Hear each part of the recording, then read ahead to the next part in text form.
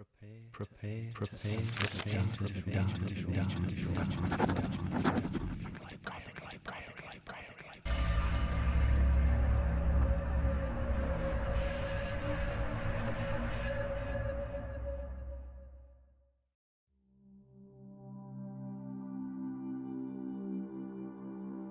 She stopped the chair and turned it back to the couch.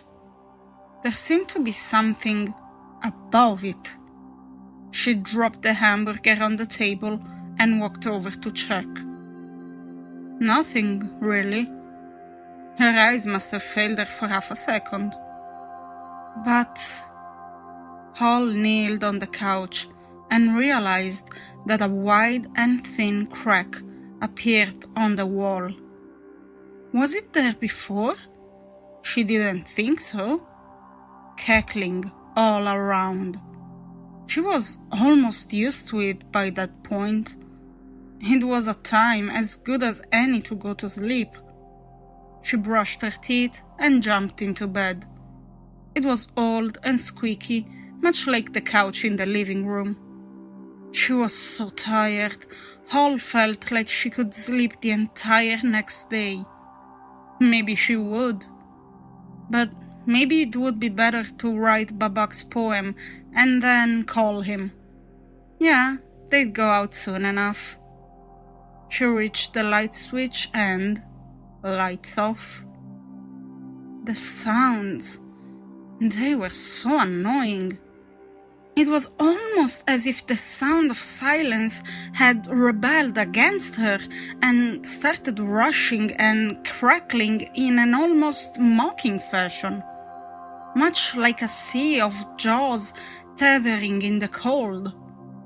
It didn't matter. She was going to be fine. Paranoid people, that's all of them were. Hall started to close her eyes. She knew that as soon as her thoughts ceased, she'd rest.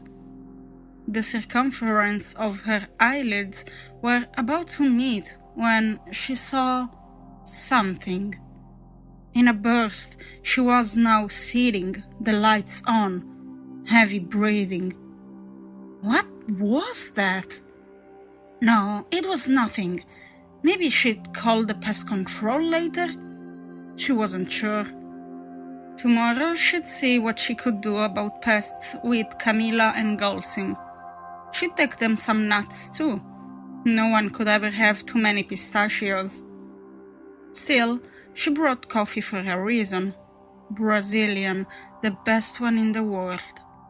If resting was going to be a chore, why not write a little? In a jiffy, she now had a mug and a bottle by her side, both with hot, steamy coffee inside, her laptop open, and she was now ready to do what she was best at. Thank God there's no internet. Progress was about to happen. After all, there was nothing to distract her, right? She went by too quick in the kitchen. A buzzing sound seemed to follow. She didn't want to mind. It was still there, though.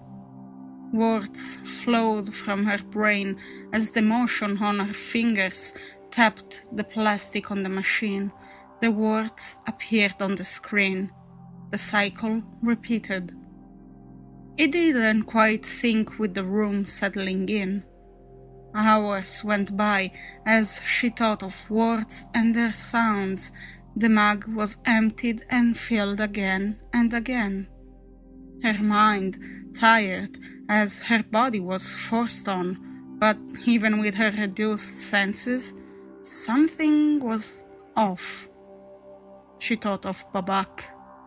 The wood on the floor and the paint on the walls did their small symphony of cracking and hinging, moving towards her from the right and under. She thought of having always known him. She thought of the things she's always wanted but couldn't drop a friendship for. A slow hum from behind. But it wouldn't matter now. She was by herself and they could be together. Hall did her best to smile. She knew it wasn't there. All tricks and anxiousness, She had no time for such foolishness. The poem was almost finished. What time is it? In the turn of her head, she saw too much for not to scream. Hall found herself laying on the floor. The chair toppled. No. What was that? So many things, long tendril-like things, all around her. She tried checking her wristwatch again. 7:13. The sun was about to rise. Someone knocked on the door. The woman was too tired to bother dressing, making herself to the front door quickly and only bothering to open the smallest creak from it. It was Alborz. "Are you fine? I've heard screaming." "Yes." And the door was now closed. She was going to be fine. But all around her, low at first, but then...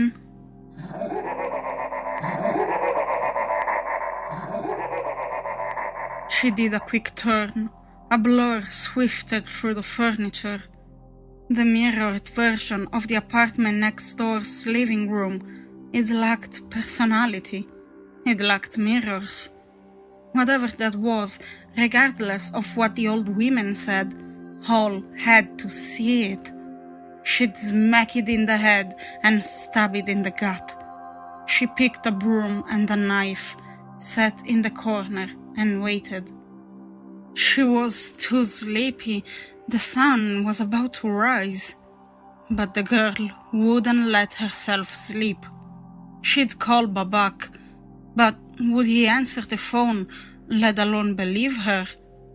She didn't want to fight that alone, though.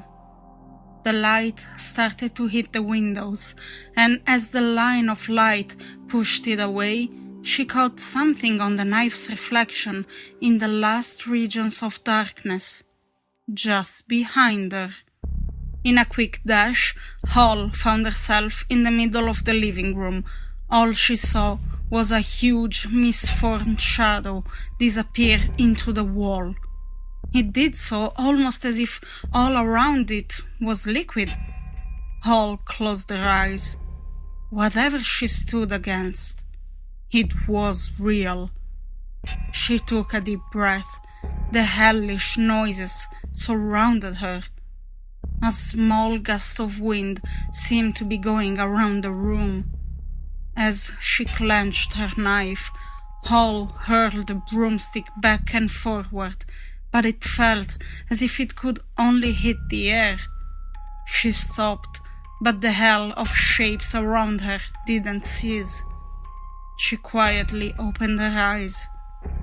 All around her, blurriness, but in a second, it all amounted right in front of her.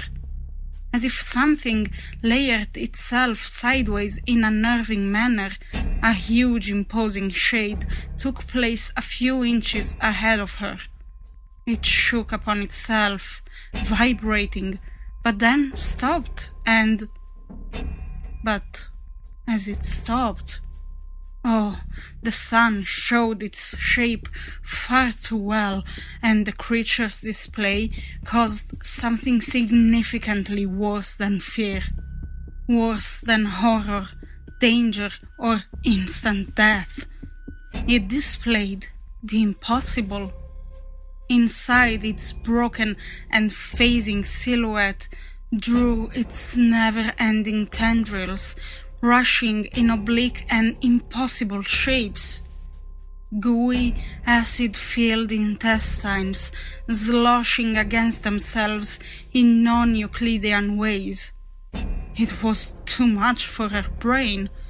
They went through themselves and the floor with no regard to her brain's understanding, and its interaction with the light would dismantle physics as they were known.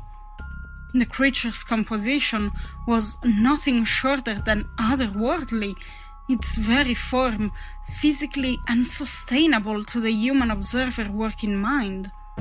Among its flesh laid infinite obsidian eyes, that stared through all space and time through pure instinct, a beast unfathomable to its prey.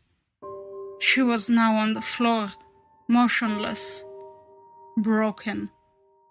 Through its movements and formations, its eyes and shades, its story was shown to her. A birth from the thoughts of a mad god, a known place far beyond the very cosmos in which all conceivable laid. No screams, no light, only pain and hunger. Things any animal would know too well, but it stood as an animal alone. Alone where its mere existence was abhorrent. Alone until it was no longer there.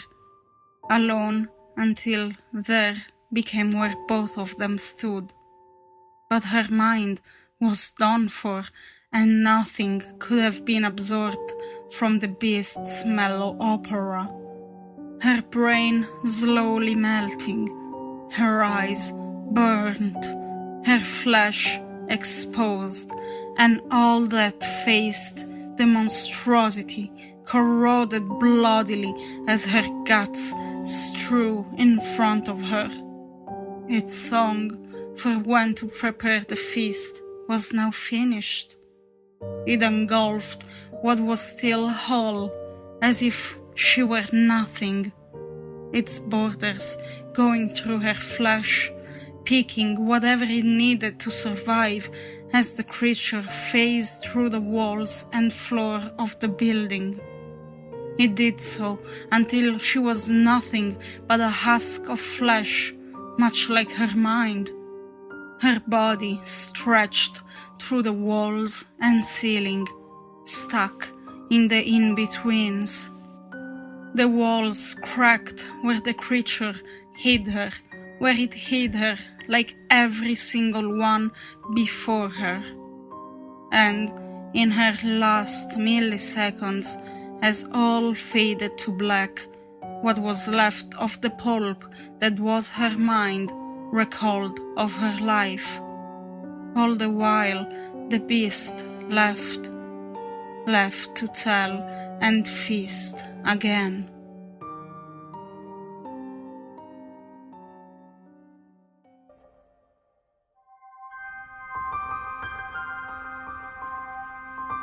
It's in the dustiest books that you may find the best stories.